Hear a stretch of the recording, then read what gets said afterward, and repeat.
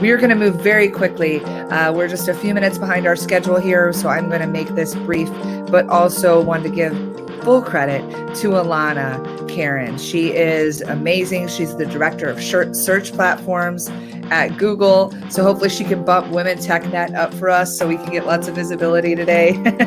Speaking of which, make sure you're on social, hashtag WTGC 2020. I'll drop that in there. Just kidding. She's not going to hack any search engines for us. That was a bad search joke. But she is going to talk about Google and her experience. And I always love these stories because she's going to share her experience of growing up in tech. So without further ado, I want to give you all the time we can. Thank you, Alana, and over to you. I can see your slides. Do you want to test your audio? Hello. Yes, you are up and going. So let's give a welcome to her and let us know where you're coming from. Thanks. Okay, awesome. Well, great to join you today. Oh, I have to cough that out. So I'm really happy to present this to you. We're shifting gears somewhat from the great presentation we just saw, because I'm about to get highly personal and into the nitty gritty of what I've experienced. And in particular, I crafted this presentation last year, really when I was processing a particularly hard time that I'd experienced while I was working in tech, both personally and professionally. And I wanted to share it with others to hopefully help them through their hard times as well. But little did I know what 2020 would bring. And the recent months and weeks have really shown a bright light on the necessity of taking care of ourselves and each other, and at a broader, deeper level across society. So while this presentation is focused on my personal health and our personal health, I also didn't want to ignore where we are right now. So you'll see I've woven in some more recent thoughts as we go. So going back in time, it's 2017. Google Fiber, which I'm working for, has decided to resize its team drastically. And I spend most of the year helping 600 people who were downsized find roles back in the rest of Google.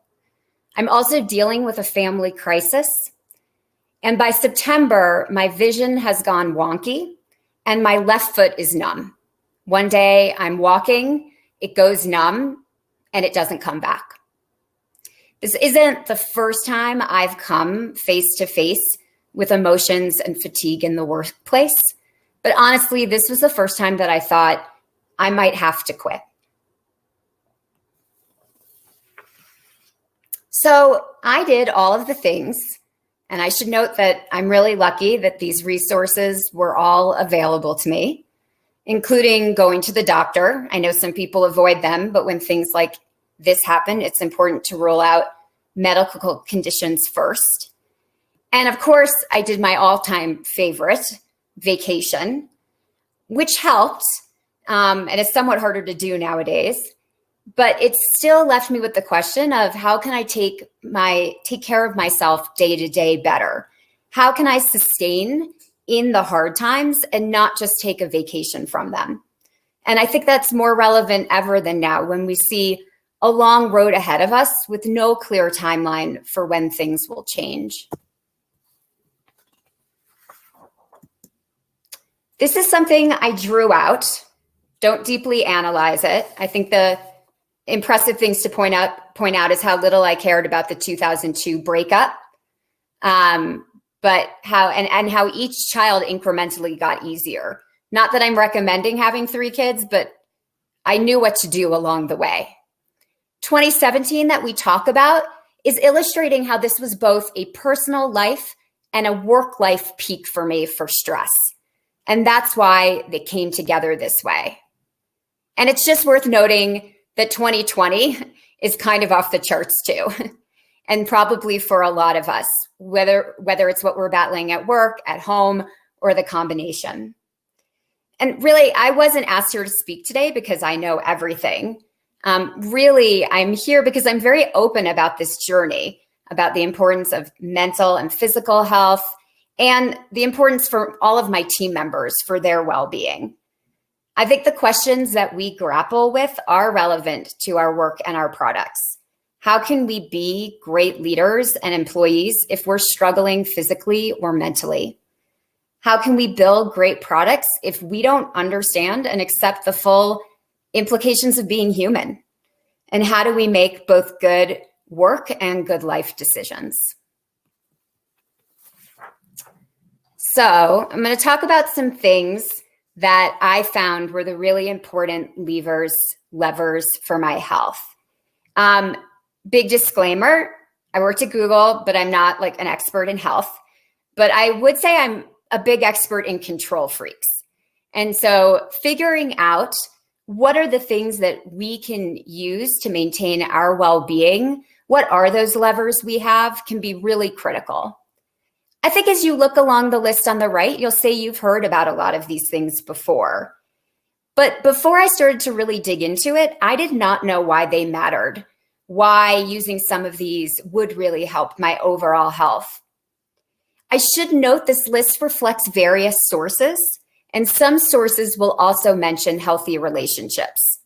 I'm not going to cover that today, but I will just note that the operative word is healthy.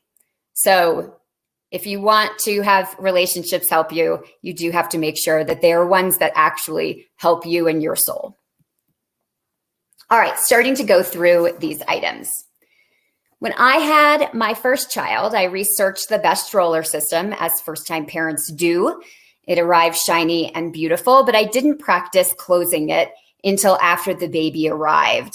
It had this, like, you had to push and you kind of had to do two pushes at the same time. And I think whoever had tested this, while it was very safe, I do not think that they had ever done it when they'd been up all night and maybe had the life sucked out of them every 2 hours. So I remember weeping and screaming a lot. And why is this? Adults need 7 to 9 hours of sleep per night. If that's not what you get, you're not alone, especially during stressful times like now. Approximately 1 in 3 American adults isn't getting enough sleep, according to the American Academy of Sleep Medicine. This is something I drew out with my son at one point, and we started to draw the relationships between this. I wouldn't get too analytical about it. Like the arrows are sometimes different colors, but it's going to be a guide to you as I talk about some of these health reasons why these things happen. What happens when we don't get sleep? We're tired, our brain is tired, we do all kinds of things to compensate, not always well. We're more likely to have an accident, be emotional, less focused, have memory problems. And also, lack of sleep is linked to anxiety, depression symptoms. We increase our disease risk and illness. Early studies have linked lack of sleep with an increase in cancer, such as breast cancer. And we're hungry and we eat badly. Does this sound familiar?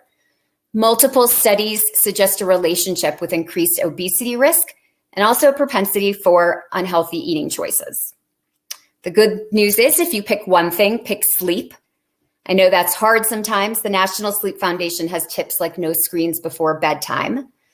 But the most important thing, I think, is to put it on the list. Many of us view this as it's like on our checklist of top things to do. Many of us don't view that this way. We view it as a luxury. And for people like first line responders right now, it really is. But I do think that if more of us shift to thinking of this as a necessity, of sleep as a necessity, it will change our lives. Just finishing out the animation.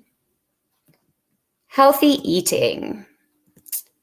So, my body and I have obviously a long relationship with food, but I also have a long relationship with stomach problems. And many doctors have recommended that I give up carb, and I've told them no, because for me, bread equals joy. But I do also eat kale. And why is this? Well, it's no joke about the smart foods. As I draw this out, you're going to see how this all starts to connect. Alcohol and sleep and caffeine are known sleep killers. Almost everything we eat is converted by our body into glucose that provides the energy our brains need to stay alert. When we're running low on glucose, we'll have trouble focusing. Disappointingly, our brains function best when we choose a nutritious and balanced diet. High quality foods contain antioxidants, vitamins, and minerals. Those are like kale, salmon, blueberries. Think of this like premium fuel. When we choose things that are high in fat or high in sugar, those things might give us quick releases, but damage us in the long term. Bad foods can cause swings in blood sugar linked to bad brain health, and mood affects inflammation and stress to the brain. And multiple studies have found a correlation from a diet high in refined sugars and impaired brain function, impacting our moods such as depression. Many of us know this, but we don't always make healthy decisions in the moment. HBR has suggestions like making eating decisions before you're hungry, grazing throughout the day so your glucose doesn't bottom out, and keeping healthy foods close by like almonds. And as we regularly see headlines about disparities in the world, think briefly about how many of us are privileged to even have these decisions. In many places, there's limited access to healthy food, fruit, and vegetables. Think how that would impact us over our lifetimes, not just in our short-term energy, but our long-term health and well-being, our vulnerability to illness and depression, and then the ripple effect of those issues the rest of our life, our ability to work, our need for healthcare, and so on. If you can help others here, I ask you to think about that. You could see how key this would be.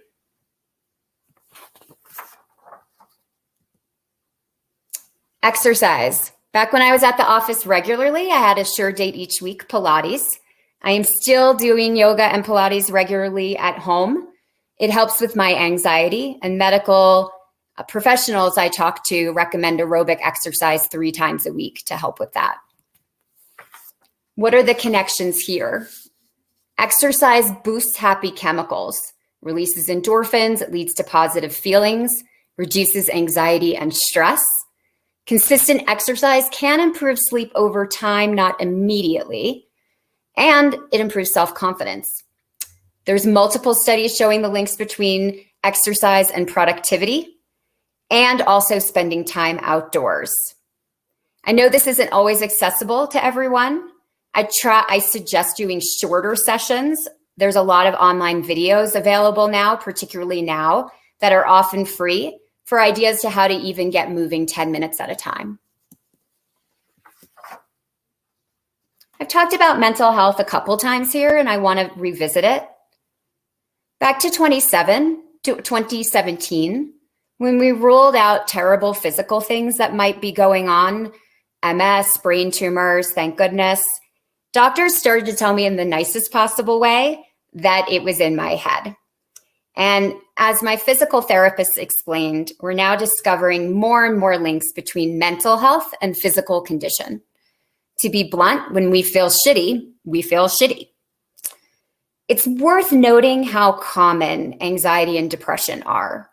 Anxiety disorders are the most common mental illness in the US, affecting 40 million adults in the United States, age 18 or older. That's 18.1% of the population every year. And just for context, that compares to 17% of the US population with blue eyes. Only 36.9% receive treatment. And if you're comparing against the global population, 13% of the global population has any mental or substance use disorder. That's 970 million people. There's really no reason for us to feel alone. I will also note these numbers were pulled before the recent months, and we are seeing that emergency hotlines are seeing a sharp rise of people in emotional distress, and the rise of depression and anxiety is being noted across the resources that support them.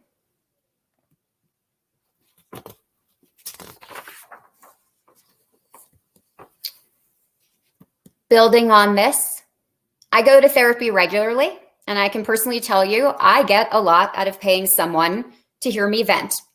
It's an outlet, and my therapist serves as an important mirror holding up a light to what stories I'm telling myself. I regain my balance, I store less negative emotion, and that helps my confidence. In preparing for this talk, I found a treasure trove of studies and reports about mental health impact on work and vice versa. It's worth noting that mental health has a link to how we physically feel, and it can present physical symptoms such as my gastrointestinal distress or my wonky vision. Most notably, mental health problems impact our sleep, which can then become a spiral impacting everything else. I don't take for granted that therapy can be costly, and there's also other societal barriers. I'll note many workplaces pay for EAP, the Employee Assistance Program, which provides free third-party counseling resources. If not available, I'm also seeing more and more nonprofits that can provide support if you need assistance. An example I recently saw was the Loveland Foundation, which has a therapy fund for Black women and girls. I'm watching time, so I'm just going to speed through meditation, even though I think it's awesome. A lot of people will think of meditation as sort of maybe soft or a little too, hippie, nothing against hippies. But I use it as a form of prayer, of reflection, of clearing my mind. And I think that with the increasing noise in the world, there's reasons why many of us would now feel a rising need to unplug or to breathe, even if just for a moment. There are a ton of studies on this as well. This is an area where I could have lost myself.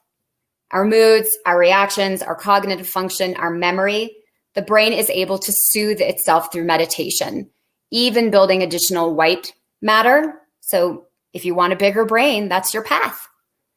We in turn make better decisions about our health. Exercise and eating are notable here.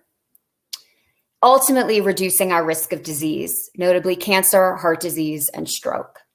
And of course, we come full circle. Research is showing that mindfulness can help those with sleeping difficulties find the rest they deserve, in particular by helping them control runaway thoughts. I've used Headspace, an app that runs you through simple meditations of lengths you can choose. They have a free trial, and they are also providing it free for a year to those who are unemployed right now. So just to wrap it up, I know people run through this with me and then they're like, but how do I do this all? I can't provide you exact instructions. You are the CEO of your life. And many of us might be thinking some of these things are indulgent right now. But again, I wonder how we can take care of others if we don't first take care of ourselves.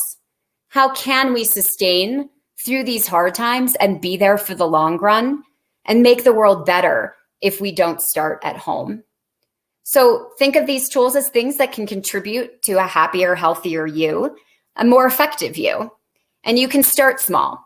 As a mom of 3, I do not get to these things every week, but I know I can go to them when I'm feeling stressed, groggy, moody, when I'm making bad health decisions. So my suggestion, start with 3 deep breaths, get a full night's sleep, and go from there. Great. Thank you so much, Alana. Great advice. Lots of different variety, diversity. So thank you so much. Let's give her a round of applause. Please connect with her. Again, we are running about 1 or 2 minutes behind. And so I'm going to have to pedal straight into our next presenter. My name's Nicole. I'm your MC. Thank you again, Alana.